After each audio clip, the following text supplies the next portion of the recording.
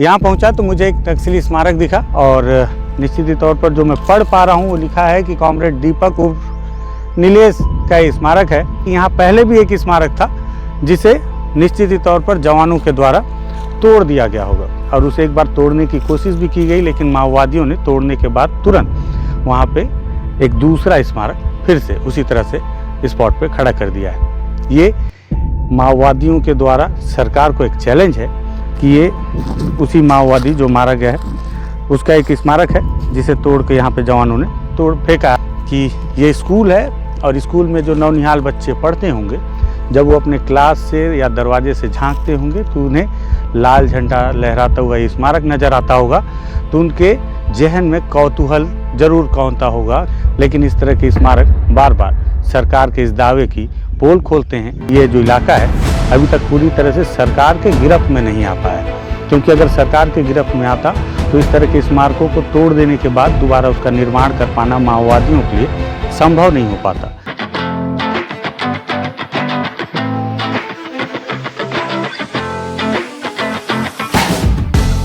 कांकेर जिले में कल माओवादियों को एक बड़ा आघात पहुंचा है, जिसमें जवानों ने मुठभेड़ के दौरान उनके 29 साथियों को मार गिराया और उनके ऑटोमेटिक वेपन को भी अपने कब्जे में ले लिया है। इस घटना की ग्राउंड रिपोर्टिंग करने जा रहे थे, तभी मुझे एक अलग सी तस्वीर नज़र आई तो मुझे लगा इसे अपने दर्शकों को दिखाना चाहिए। तो आज आइए उस तस्वीर पर बातचीत करते हैं। नमस्कार, मैं विकास तिवारी हूँ, आप बस्तर टॉकीज़ देख रहे हैं। दरअसल इस वक्त मैं अभी आमा टोला पहुँचा हुआ हूँ, जो कि बेचा घाट आंदोलन को पार करने के बाद जब आप अंदरूनी इलाकों में पहुँचेंगे तब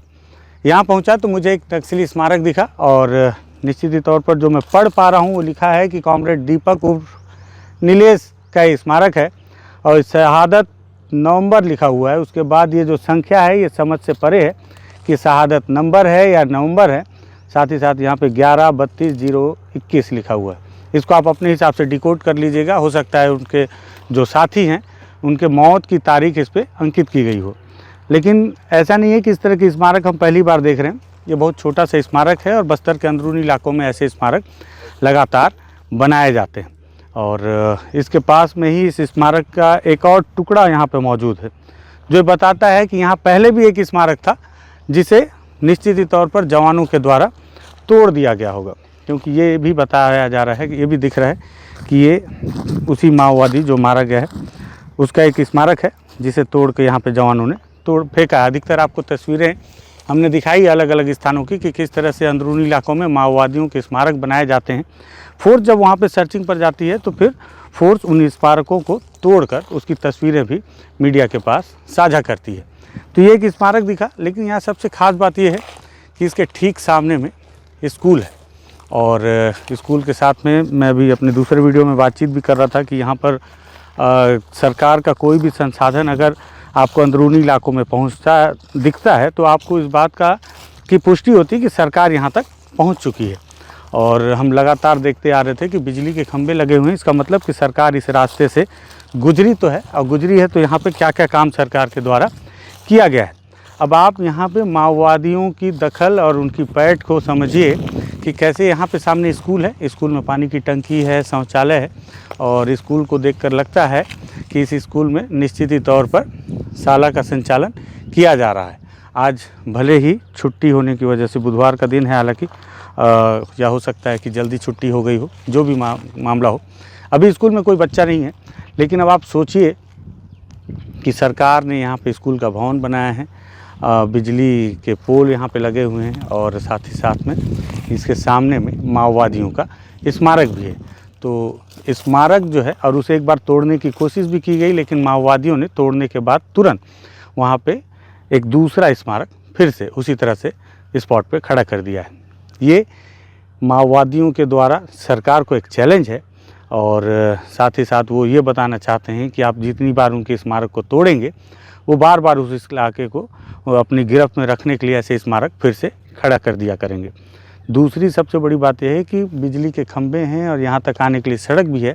इसका मतलब कि सारी चीज़ें होने के बावजूद ये जो इलाका है अभी तक पूरी तरह से सरकार के गिरफ्त में नहीं आ पाया, क्योंकि अगर सरकार के गिरफ्त में आता तो इस तरह के स्मारकों को तोड़ देने के बाद दोबारा उसका निर्माण कर पाना माओवादियों के लिए संभव नहीं हो पाता। तीसरी सबसे चिंतित करने वाली बात यह है कि ये स्कूल है और स्कूल में जो नौनिहाल बच्चे पढ़ते होंगे, जब वो अपने क्लास से या दरवाजे से झांकते होंगे तो उन्हें लाल झंडा लहराता हुआ ये स्मारक नज़र आता होगा, तो उनके जहन में कौतूहल ज़रूर कौंधता होगा कि आखिर ये मीनार जैसी चीज़ है क्या। फिर वो इसके बारे में जानने की कोशिश किया करते होंगे और जानने की कोशिश के बाद उन्हें कोई तो ये बताता होगा कि ये एक मारे गए माओवादी के याद में बनाया गया स्मारक है। अगर इस तरह के स्मारक को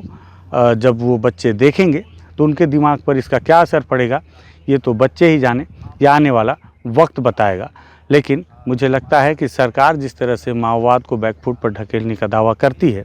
तो हालांकि कल उन्हें बड़ा नुकसान माओवादियों को ज़रूर पहुंचाया गया है, लेकिन इस तरह के स्मारक बार बार सरकार के इस दावे की पोल खोलते हैं और उन्हें खड़े होकर मुंह भी चिढ़ाते नज़र आते हैं। ये मेरी सोच है। मुझे लगा कि इस तस्वीर को भी आपको दिखाऊं। तो अगर आपको लगे कि ये तस्वीर बेहद ज़रूरी थी कि एक स्कूल के सामने एक माओवादी का स्मारक होना, ये कितना चिंताजनक है, और ये उस इलाके में जिस इलाके में अब बड़ी मुठभेड़ें हो रही हैं, तो कहीं ना कहीं क्या अब सरकार इन इलाकों से ऐसे स्मारकों को भी समाप्त कर देगी, ताकि बच्चों के मन में माओवादियों की विचारधारा का सोच का प्रभाव ना पड़ सके। तो आप भी अपने विचार रखिएगा इस बात पर, और लगे कि बातचीत ठीक थी, इस वीडियो को शेयर करना चाहिए तो इस वीडियो को शेयर कीजिएगा। धन्यवाद।